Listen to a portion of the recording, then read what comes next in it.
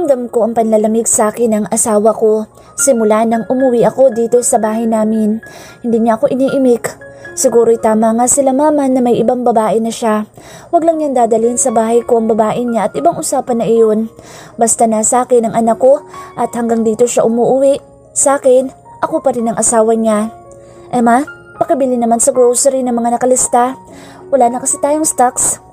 Utos ko si yaya ng anak ko dahil sabi niya pwede siyang all around, pero sabi ko sa kanya kay baby lang siya mag-focus pag wala ako.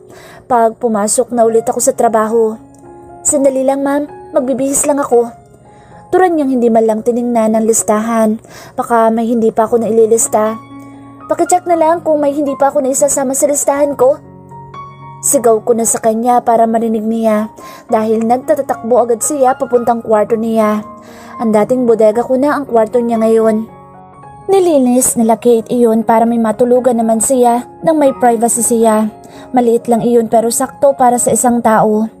Bitbit ko mga gamit ni Kenneth para puntahan namin ng daddy niya dahil ang gusto niya doon kami sa opisina niya maglalagi. Gusto daw niyang nakikita lagi ang anak namin. Meron ding crib sa office niya. Mas maliit sa crib na nasa bahay. Kaya pagkatapos kong mapaliguan ng aming anak, pinupuntahan na namin siya sa office niya. Lagi siyang tutok sa makakapal na librong binabasa. Pagpasok ko sa opisina niya, sinalubong niya ako at kinuha niya sa akin ang anak namin. Maingat niya itong hiniga sa crib. Inilapag ko naman ang mga dala ko sa ibabaw ng cabinet niya, katabi ng crib. Inayos ko pa ang aking buhok bago nagtungo palabas ng opisina niya. Ngayon ang simula ng exercise ko upang kahit paano'y bumalik ang dati kong katawan bago ako pumasok ulit sa opisina. Nilangon ko pa siya ulit bago ako tuluyang lumabas. Agad naman akong binati ni JR nang makita niya ako kaya nginitian ko na lang siya. Ano yun? Tanong ko sa kanya na makita ko ang mga taong nakatutok ang paningin sa may entrada ng pinto. Ewan, baka may bagong dating na customer. Tugon niya kaya dumiretso na ako ng lakad patungo sa All Bench G machine na napili ko para mawala ang belly fat ko. Pero bago pa ako makalapit sa equipment, nakita ko nang humahango si Carlos, papalapit sa akin at tinatawag niya ako. Kaya hinintay ko siyang makalapit sa akin. Bakit para kang hinahabol ng asong ulol? Sad ko nang makalapit na siya sa akin. Ang mama at papa mo nasa labas, nagwawala, hinahanap ka. Usal niyang nagmamadali, kaya halos panginigan ako ng tuhod sa sinabi niya. Ano na naman ang kailangan nila? Alam ko kung anong gusto nila. Ang bawiin ako sa aking mag-ama at ipambayad ng mga utang nila. Para akong itinulos na kandila sa kinatatayuan ko. Dinig ko na anong gagalaiting boses ni mama kaya nadoble ang kaba sa aking dibdib. Puntahan mo na para hindi makaagaw ng atensyon. Mag-iiskandalo mga iyon. Andoon naman si Rafael, hindi ka pababayaan nun. Dagdag pa niya at nalampasan na ako. Nanginginig ako naglakad patungo sa may pintuan. Alam ko sasaktan nila ako pag hindi ako sumama sa kanila. Anong gagawin ko? Ayoko na sa kanila kaya nga tumakas ako. Akala ko hindi na nila ako susundan pero heto na naman sila. Kinain na sila ng mga bisyo nilang hindi naman nila kayang suportahan. Ma, bungad ko nang makita ko sila. Nanlilisik sa galit ang mga mata nila ni Papa. Hindi ba't ang sabi ko sa'yo, wag na wag ka nang babalik dito? Bakit bumalik ka na naman sa lalaki mo?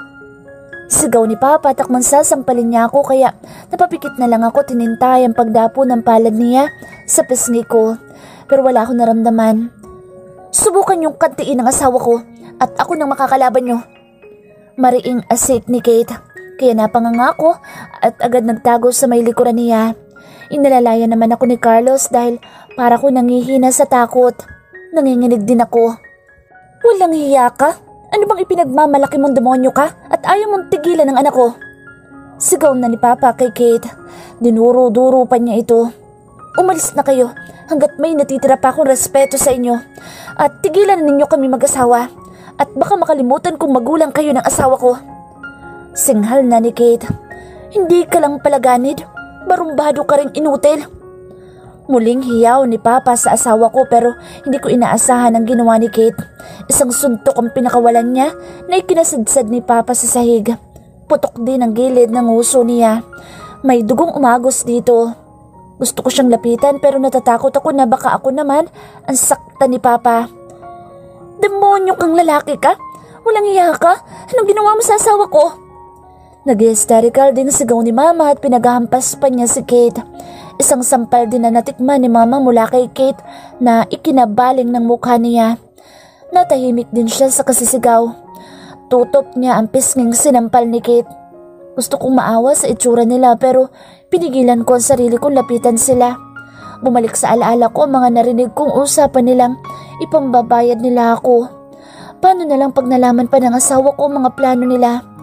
Mga magulang ko pa rin sila pero sa ginagawa nila, paano ko sila ipagtatanggol sa asawa ko?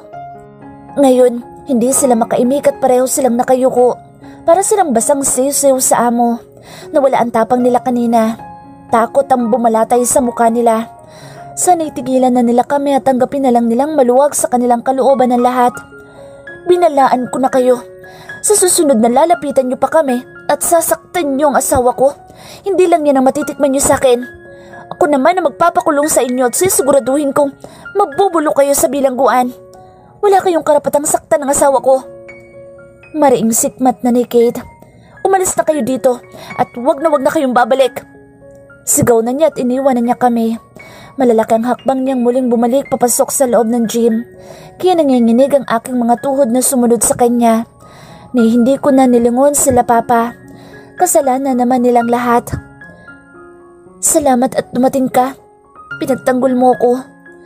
Tanging nausal ko pagpasok ko sa opisina niya.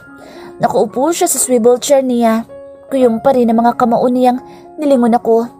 Pinakatitigan niya ako. Alam kong galit pa rin siya. Ngayon ko lang siya nakitang ganito. Kung paano siya magalit. Sa susunod ay mag-iingat ka at huwag kang papayag na sinasaktan nila. Singhal na niya. Napatango naman ako at nilapitan ng aming anak. Nagising siya sa singhal ng kanyang ama. Nawala na ako ng ganang mag-exercise kaya naupo na lang ako sa couch sa tapat ng table ni Kate. Hindi naman na siya nagsalita. Nakatutok na lang ang paningin niya sa mga libro niya. Alam kong malapit ng exam niya. Ang final nila at bar exam nila. Ganoon din ang graduation nila. Nangiti ako dahil ilang tulog na lang matutupad na niya ang mga pangarap niya at masaya akong ako ang kasama niya sa pag-abot nito. Kasama niya kami ng anak namin. Ang magkaroon ng anak na lalaki ang isa sa mga pangarap namin at ang bumuo ng isang masayang pamilya. Pero sa nakikita ko ngayon, parang nawala ang init na ipinapakita niya sa akin.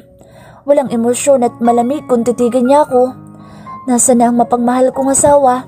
Kahit hindi niya sabihin na mahal niya ako, ramdam na ramdam ko yun sa init ng haplos at pag-aalaga niya sa akin.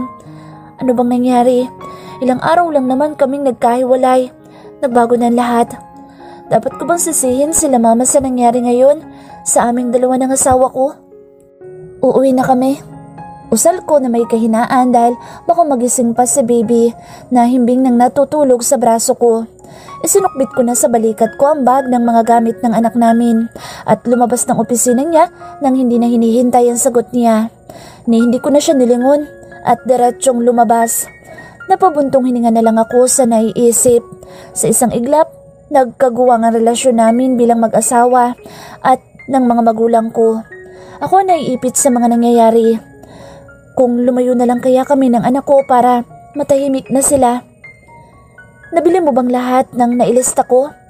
Tanong ko sa yaya ng anak ko nang makita ko siya sa kusinang nag-aayos na ng mga pinamili niya. Yes ma'am, may mga naidagdag lang po ako. Tugon niya. Okay lang?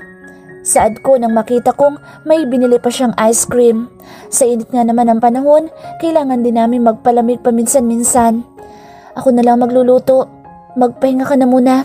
Doon ka na lang sa tabi ni baby. Bantayan mo na lang siya. Baka kasi magising at mag-iiyak. Dugtong ko pa. Tumalima naman siya at iniwan na ako. Matagal na akong hindi nakapagluluto dahil inako ng lahat ni Kate ang gawain dito sa bahay noon. Ginawa niya akong parang prinsesa. Ayaw pagtrabahuhin. Kulang na lang subuan ako at paliguan niya noon. Nasa na ang Kate na kilala kong mapag-arug at maalalahanin? Naglaho ng lahat. Nagbago ng lahat.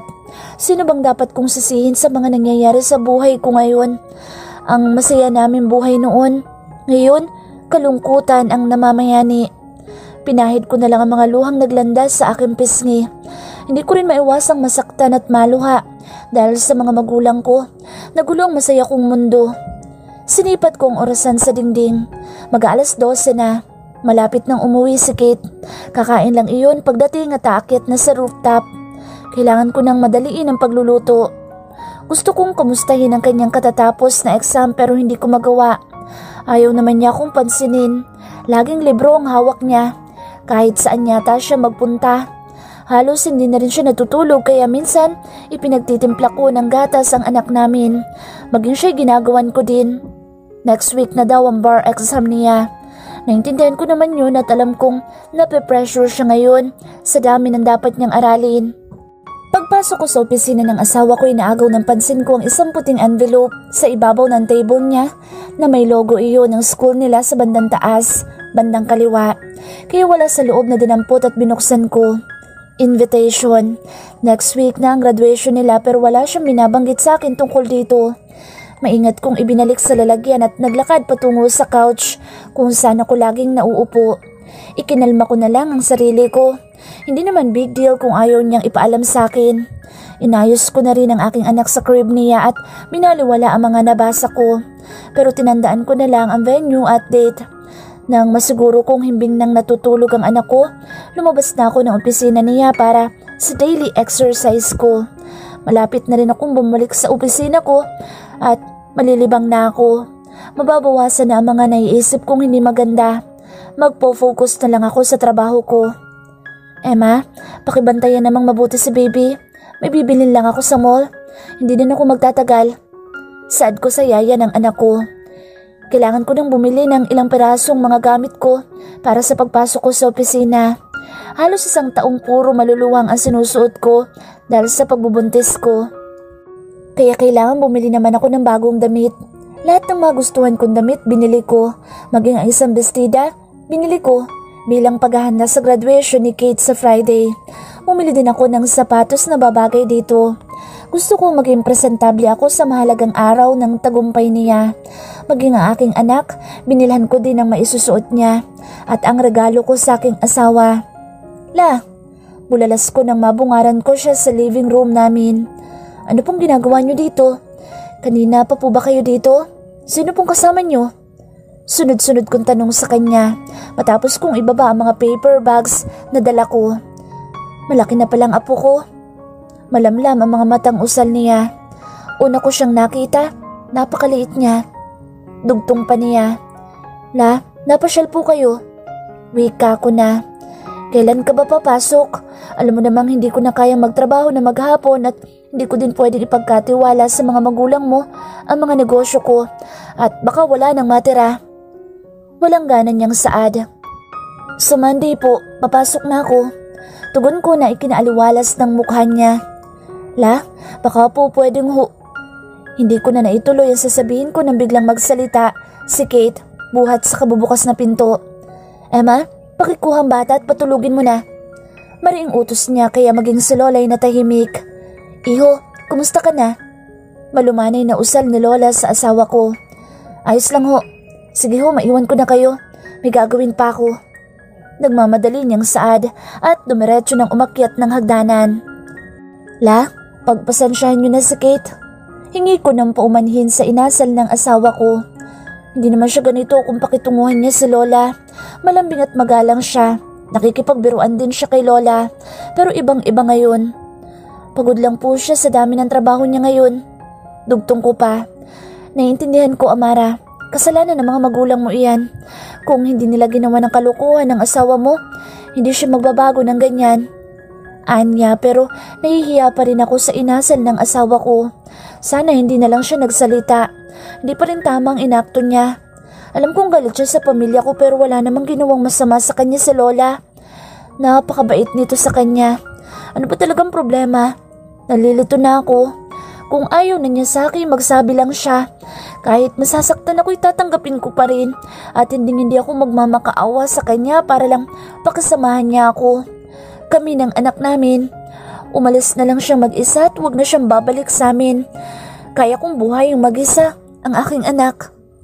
Nagising ako sa iyak ng aking anak, kaya kahit medyo mahapdi pa ang aking mga matay tumayo na ako. Kaagad kong kinapa ang diaper niya kung puno na. Binuhat ko na lang siya at inilipat sa ibabaw ng kama namin upang ibigay ang gatas niya. Sanay na ako nagigising na wala na sa tabi kong aking asawa dahil alas 5 pa lang ay nagpupunta na siya sa gym. Emma, ano bang pwede nating iluto? Yung medyo special naman? Saad ko sa yaya ng anak ko pagpasok ko sa kusina. Naabutan ko na siyang nagluluto ng almusal namin. Magpapakain tayo sa gym. Dagdag ko pa na ikinalaki ng mata niya, kaya bahagi ako natawa at muli kong inulit ang sinabi ko. Hindi ko na sinabi sa kanya na mamaya ang graduation ni Kate. Ma'am, mukhang ang dami ng niluto nyo. May bisita po ba kayo? Tanong niya sa akin nang makita niya ang mga nakahain sa lamesa. Wala naman, tayo-tayo lang. Medyo special lang ang araw na ito. Tugon ko na lang. Gusto kong kahit papaano may mapagsaluhan kami ng asawa ko sa araw na ito. Gusto ko siyang batiin. Ito ang araw na matagal na niyang pinakahihintay. At pag nakapasa pa siya sa bar exam niya, isa na siyang ganap na abogado. Alam ko namang makakapasa siya sa talino niya. Wala akong masabi. Alas 2 na pero hindi pa rin umuwi si Kate. Malamig ng lahat ng niluto kong pagkain. Wala din siya sa opisina niya. Saan ka nagpunta? Bulong ko sa hangin, naiiyak na rin ako. Ngayon lang siya hindi umuwi ng pananghalian. Malapit lang naman ang university niyang pinapasukan. May sarili din siyang motor kaya madali lang para sa kanyang umuwi. Kung meron man siyang kukunin, doon ngayon, dapat kanina pa siya nakauwi. Naghintay pa rin ako tumaasang uuwi siya pero hapon ay wala pa rin siya. Ilang beses na ako nagpabalik-balik sa gym pero wala pa daw siya.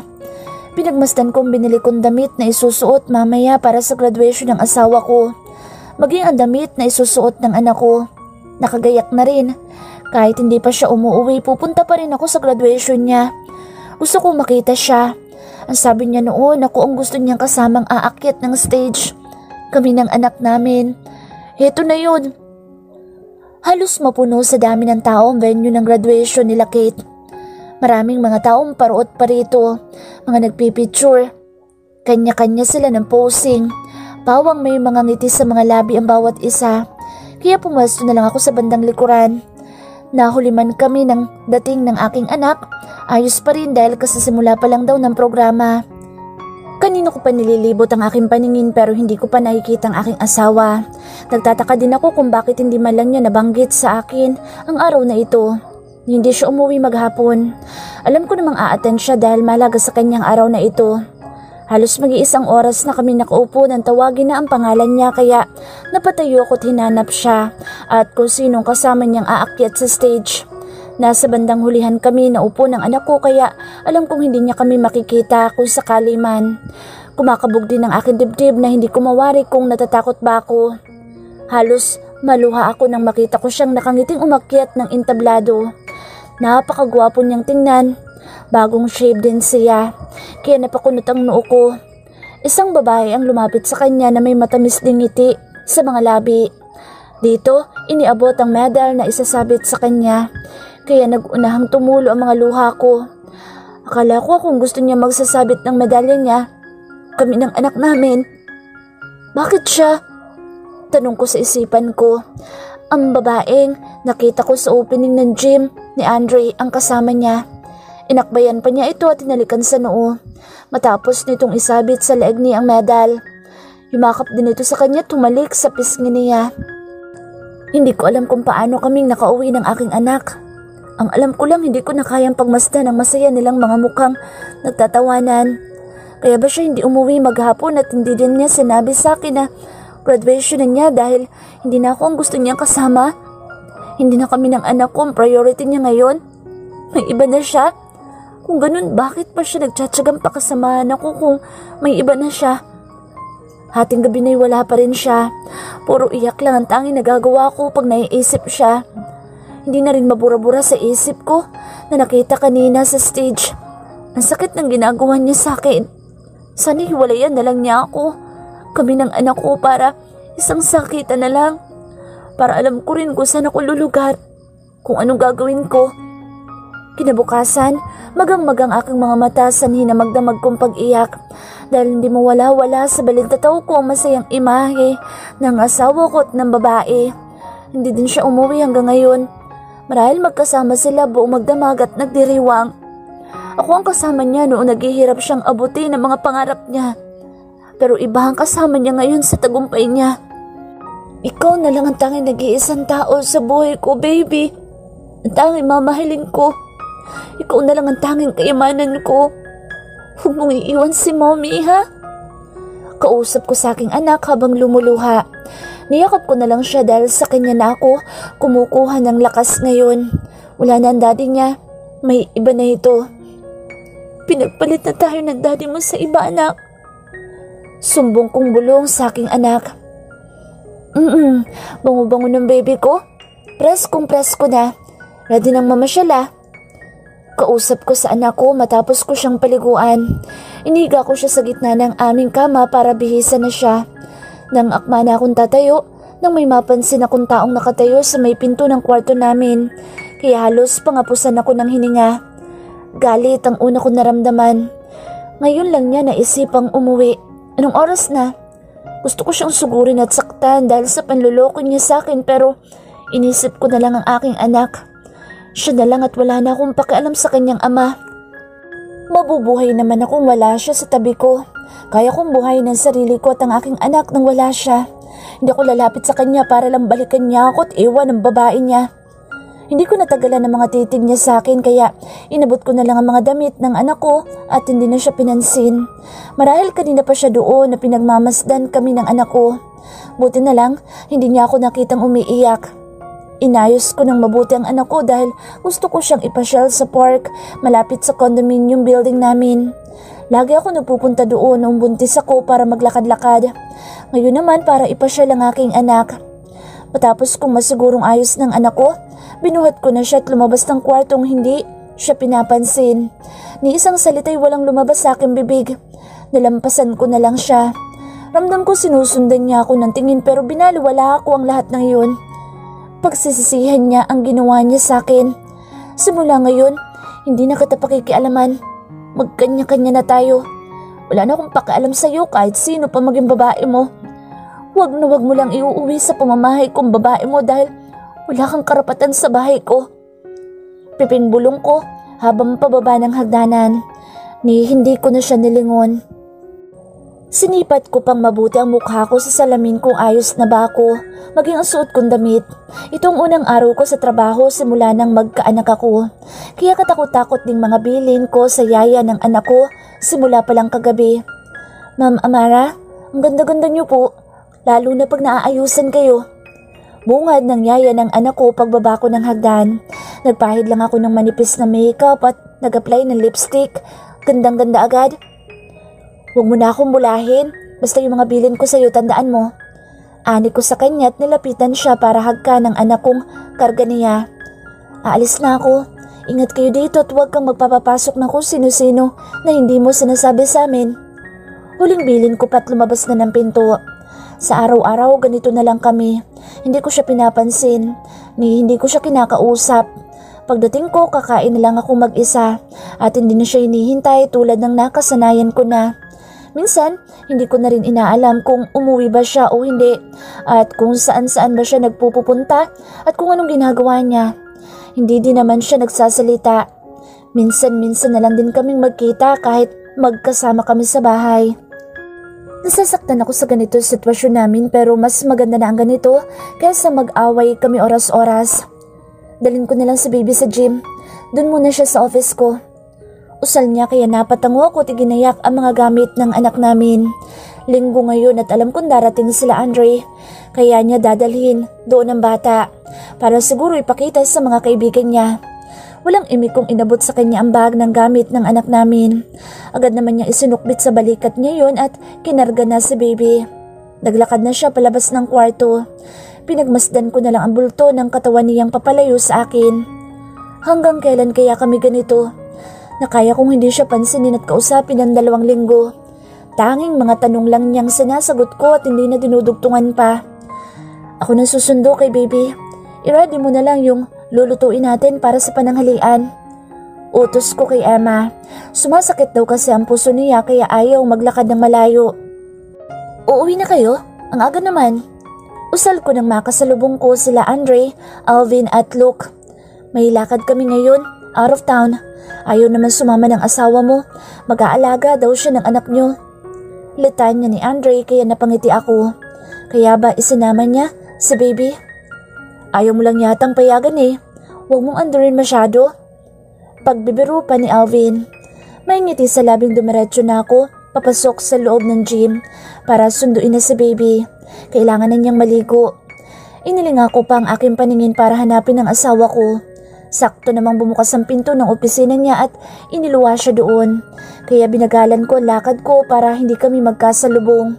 Kita kong himbing na natutulog ang aking anak pero kinarga ko pa rin siya. Kailangan na naming umuwi. Alam ko nakita ko ng asawa ko nang pumasok ako dito. Baby, uwi na tayo ha. Liligo ka pa, tanghali na. Malambing kong usal nang umingit siya. Isinukbit ko na ang bag niya sa balikat ko. Naglakad palabas ng pinto at baka mag-abot pa kami ng asawa ko dito. Nabigla pa ako sa akin nakita paglabas ko ng opisina niya. Halos hindi ko maigalaw ang aking mga paa upang ihakbang.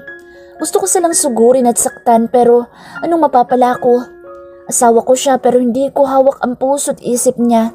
Hindi ko rin pag-aari ang buong pagkatao niya.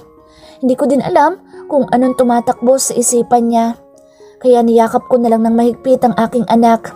Isa lang naman pwede kong daan palabas ng gym. Ang harapan nila.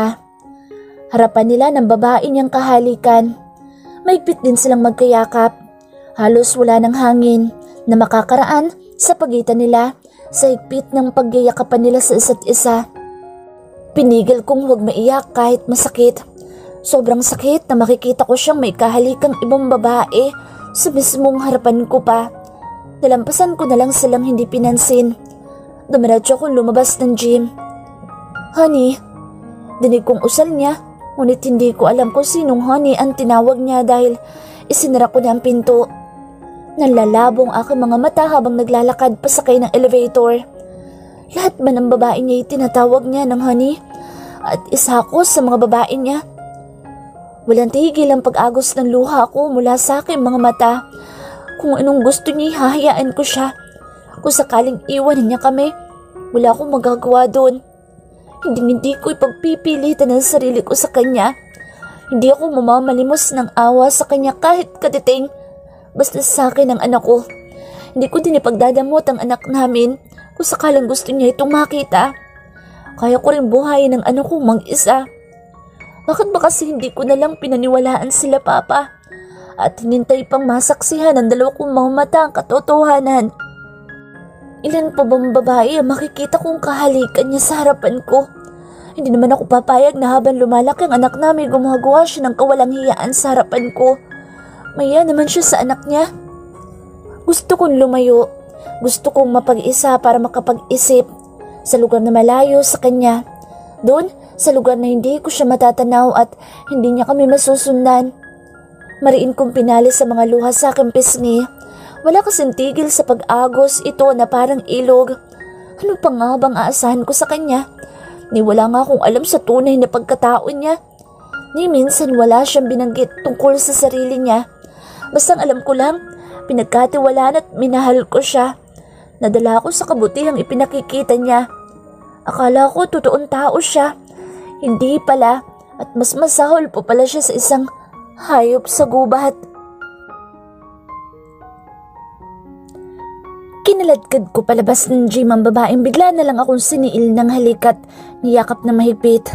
Wala na akong pakialam kung nagpupumiglas at naghihiyaw pa siya. Umiiyak na din siya dahil alam ko nasasaktan siya sa higpit ng pagkakahawak ko sa mga braso niya. Gustong gusto ko na siyang suntukin sa muka. Ang akala ko'y babatiin lang niya ako. Yun pala'y may masama na siyang intensyon. Halos iumpog ko sa dingding ng pader ang aking ulo sa galit sa sarili. Kung hindi lang siya babae, baka binasag ko na ang pagmumukha niya. Ano pang mukha ang hiharap ko sa asawa ko ngayon? Sinira ko ng tiwala niya sa akin. Madami ng sama ng loob ang naidulot ko sa kanya. Ni hindi ko ipinaalam ang graduation ko sa kanya at hindi ko tinupad ang mga pangako ko sa kanyang siya ang isasama ko. Ngayon, nakita pa niyang may kahalikan akong babae. Damn it! Sigaw kong paulit-ulit. Gusto kong ibalibag lahat ng gamit sa ibabaw ng mesa ko sa galit. Gusto kong magwala. Ilang araw na ring napapansin kong hindi niya ako pinapansin at iniiwasan. Nagsimula matapos ang araw ng graduation ko. Alam kong hinihintay din niya ang araw na iyon. Alam ko ding alam niyang tapos na ang graduation ko. Ano na bang nangyayari sa aming mag-asawa? Sino ba ang may pagkukulang sa amin dalawa? Ako ang unang umiwas sa kanya nang dahil sa pag-iwan niya sa amin ng anak namin. Pero malinaw namang napilitan lang siyang sumama sa mga magulang niya. Pero hanggang ngayon, hindi pa siya nagpapaliwanag tungkol doon.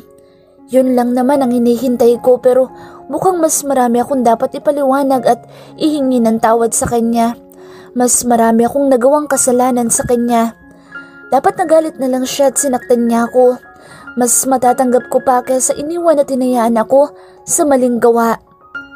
Dapat ipinagtanggol niya ako sa babaeng yun. May karapatan siyang gawin ang lahat dahil mag-asawa kami. Tom! Muli kong hiyaw at sinuntok ang mesa ko. Wala na akong pakialam kung magduguma ng kamay ko. Tama bang mga naiisip ko? Tama bang siyang sisihin ko sa mga kalukuhan kong nagawa? Ang pag-isipan siya ng kung ano-ano? Wala naman siyang ginawang masama sa akin. Usal kong halos maluhana sa sama ng loob. Alam ko nasaktan ko siya. Sobrang sakit noon para sa kanya. Lahat ng pangunawa at pagtitiwala ibinigay niya sa akin. Tinalikuran din niya mga magulang niya nang dahil sa akin. Tapos ito pang igaganti ko sa kanya. Hating gabi na nang maisipan kong umuwi ng bahay. Dumiretso na ako sa kwarto namin dahil alam ko sa mga oras na ito'y tulog na mag-ina ko. Ilang minuto ko pang pinagmasdan na maamong magandang mukha ng aking asawa. Mugto pa mga mata niya sa labis na pag-iyak. May bakas din ang natutuyong luha sa kanyang pisngi. Gusto kong pahirin ng mga daliri ko ang pisngi niya pero nangangamba akong baka magising ko siya. Ako ang higit na nasasaktan pag nakikita ko siyang malungkot at umiiyak. Aalis akong tulog pang asawa ko. Uuwi din akong tulog na silang mag-ina. Tanging ito na lang magagawa ko para makaiwas sa matatalim niyang tingin sa akin. Malamig at walang init kung tratuhin niya ako ngayon. Hindi na niya magawang sabayan ako sa pagkain. Walang emosyon at parang yelo sa lamig ang mga mata niya kung tumitingin sa akin. Wala na bang pagmamahal niya para sa akin? Ako? Hindi magbabago ang pagmamahal na nararamdaman ko sa kanya. Siya lang ang nag-iisang babae sa buhay ko. Sila ng anak namin, ang buhay ko at kaligayahan ko. Sila ang kayamanan ko. Pagpasok ko sa bahay namin, nadatnan ko si Emma na nanonood ng TV sa sala kaya nilampasan ko na lang siya at pumasok sa kusina. Pero dinig ko ang mga yabag niya pasunod sa akin. Sir Kate, kakain na ba kayo? Ipaghahain ko na po kayo. Usal niya. Ako na lang bahala sa sarili ko. Sad ko't binuksan na ang fridge para kumuha ng tubig pero naagaw ng atensyon ko ang isang chocolate cake na may bawas na. Happy 5th months old. Basa ko kaya halos mabitiwan ko ang hawak kong bote ng tubig. Emma, nasaan ang Ma'am Amara mo? Kabadong tanong ko pagbaba ko ng hagdanan dahil hindi ko sila nakita sa kwarto. Umalis po sila. Sinundo po ng lola niya. Bukas pa daw po sila uuwi. Ipapasya lang daw po si baby. Litan niya kaya mariin kong naihilamos ang aking mga palad sa aking mukha. Dapat ako ang kasama nilang mag-inang namamasyal. Responsibilidad ko sila. Pero nakalimutan kong ika5 buwan na pala ng anak ko ngayon. Kung kailan lumuwag ang schedule ko, saka ko nakalimutan ang mga obligasyon ko sa mag-ina ko.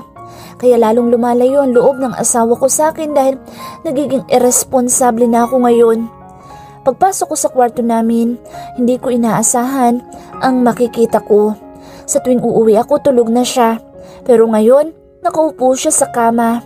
Nakasuot pa siya ng long sleeve na aqua green na t-shirt at nakapajama ng pambaba. Katabi niya ang aming himbing na natutulog na anak. Nasa kandungan niya ang kanyang laptop. May mga papel din siyang hawak at pinagmamasdan isa-isa. Nangiti pa ako dahil inabutan ko siyang gising pero gabing-gabi na. Marami ka bang trabaho ngayon? Malalim na ang gabi, magpahinga ka na muna. Malumanay kong usal, pero tutok lang siya sa laptop niya at hindi ako nilingon. Naiiling na lang akong tumalikod sa kanya.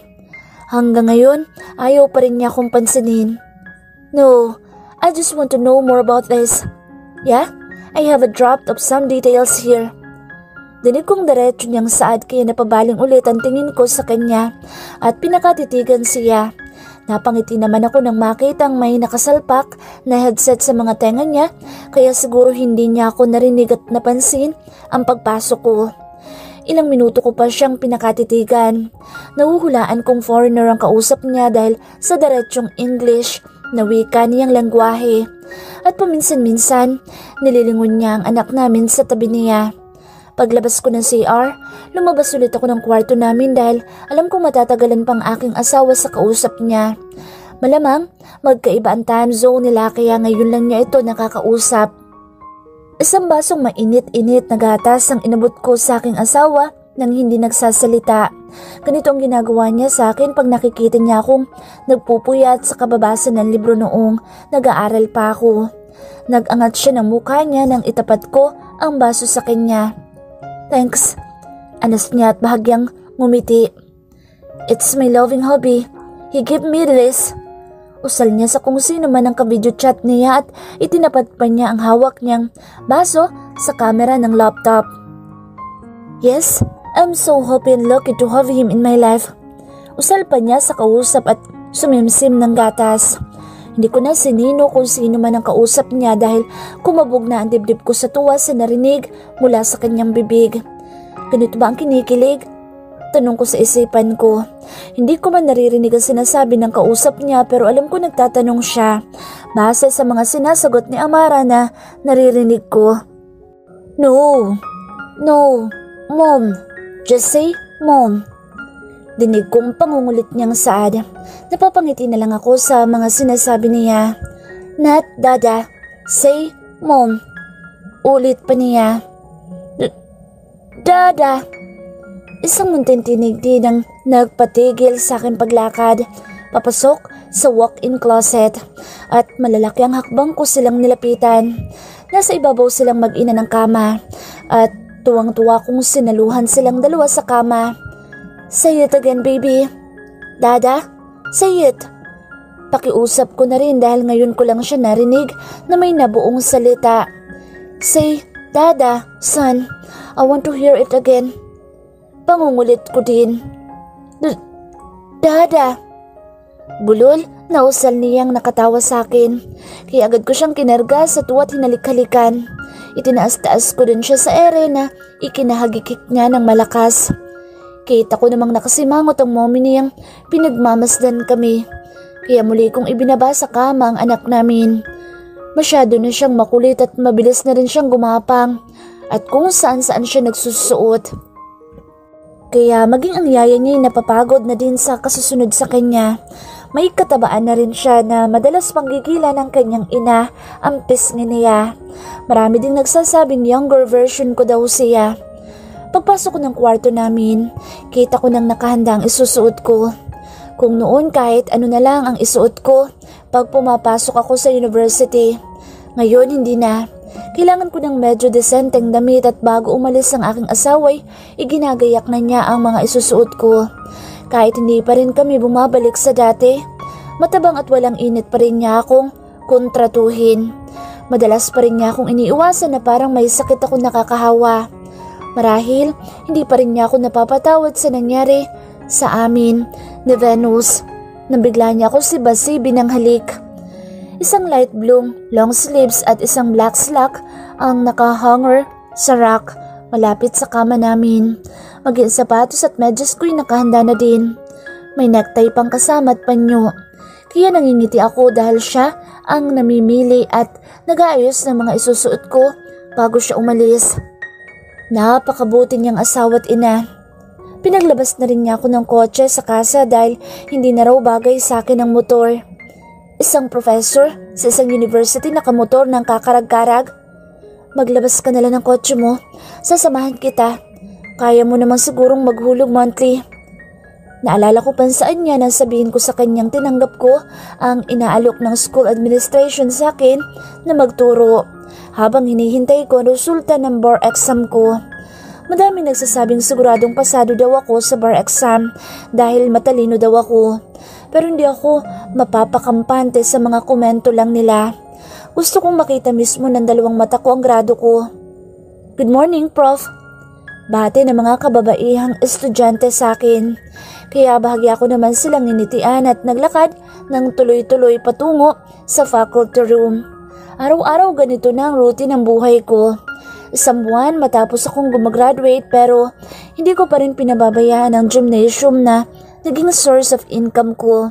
Until now, at ang mga sportswear and shoes mula sa ibang bansa na gawa ng aking kaibigan.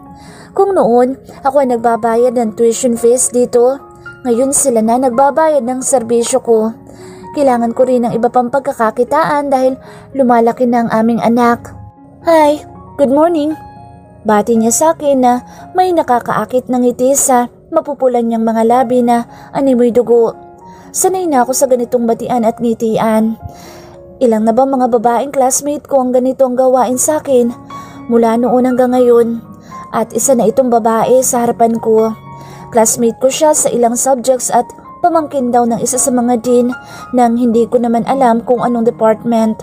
At ayaw ko nang alamin dahil hindi naman ako interesado sa kanya. Morning, aga mo ah. Tugon ko sa kanya at nilampasan na siya pero ikinawit niya ang isang kamay niya sa aking braso. Mamaya pa naman ang klase mo, diba? Malambing niyang tanong kaya napaharap ulit ako sa kanya. May gagawin pa ako sa faculty. Usal ko at pinalas ang kanyang kamay na nakakawit sa bisig ko. Ayoko maging sentro kami ng usap-usapan. Marami pa naman chismosa dito. Mula teachers hanggang estudyante at maging mga janitors. Baka makarating pa sa asawa ko, lalong lumayo pa ang loob niya sa akin. Ayoko nang dagdagan pa ang mga kasalanan ko sa kanya.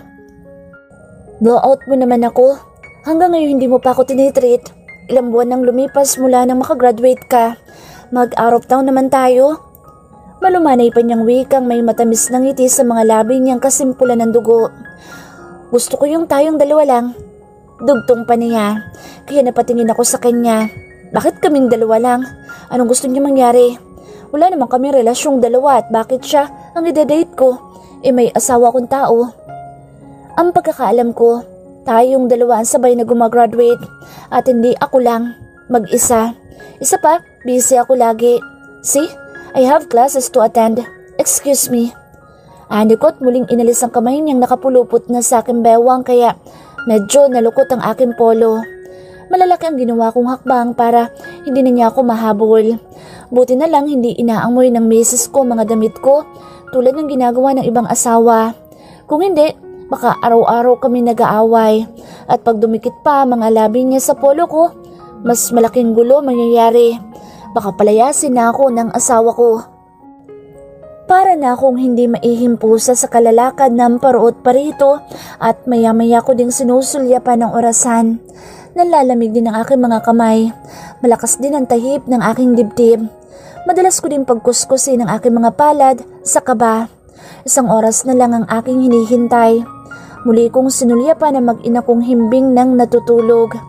Lagi ko ring tinatanaw ang aking cellphone na nakapatong sa ibabaw ng working table. Naghihintay na magliwanag. Halos mapatalon pa ako sa gulat nang biglang umiyak ang aking anak. Shh! Stop crying, son. Dad is here. Bulong kong ana sa kanya at baka magising pa ang kanyang ina. Kinarga ko na lang siya at isinayaw-sayaw. Baka nagugutom. Dinig kong paus na tinig na ikinagulat ko ulit. Ipagtitimpla ko na lang siya ng dede. Dugtong pa niya. Tumayo na siya tinungo ang lalagyan ng mga gamit ng anak namin. Akin na siya. Ako na magpapatulog. Usal niya habang inaalog-alog pa niya ang feeding bottle. Kaya inihiga ko na lang ulit ang anak namin sa crib. Natahimik naman ito nang isalpak na ni Amara sa bibig nito ang dede.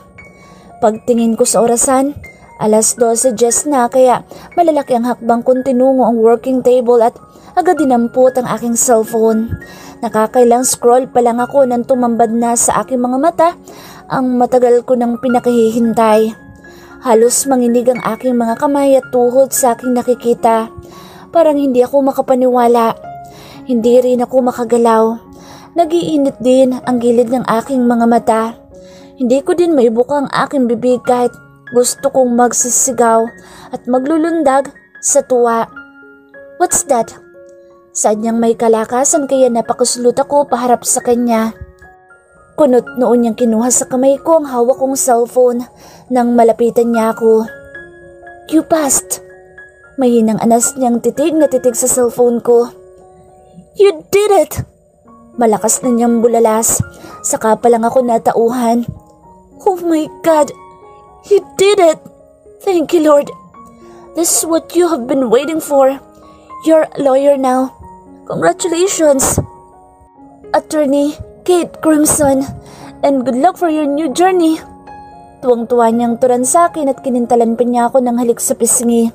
May ngiti sa mga labi ding pinahid ng mga daliri niya ang luha kong naglandas sa aking pisngi. Kinabig ko na lang siya at mahigpit na niyakap. Tuwang-tuwa ko siyang iniangat at ilang beses kong pinaikot-ikot nang gandahan niya rin ako ng mahigpit na yakap. Ito ang una naming yakapan simula ng mga naksiya. Simula ng sirain ng mga magulang niya ang aming magandang relasyon. Thank you. This is for you and to our son. Sadkot sa niil siya ng halik. Agad din niyang tinugon ang aking halik kaya mas pinalalim ko pa't halos ayaw ko na siyang bitiwan at baka lumayo na naman siya sa akin. Ang mariing halikan namin ay nauwi sa isang mas mainit at naglalagablab na apoy na pinagsaluhan namin ng aking asawa sa buong magdamag. Ang kasabikan namin sa isa't isa ay humulagpos at walang sawa namin pinagsaluhan ang walang hanggang kaligayahan na tanging sa kanya ko lang naramdaman.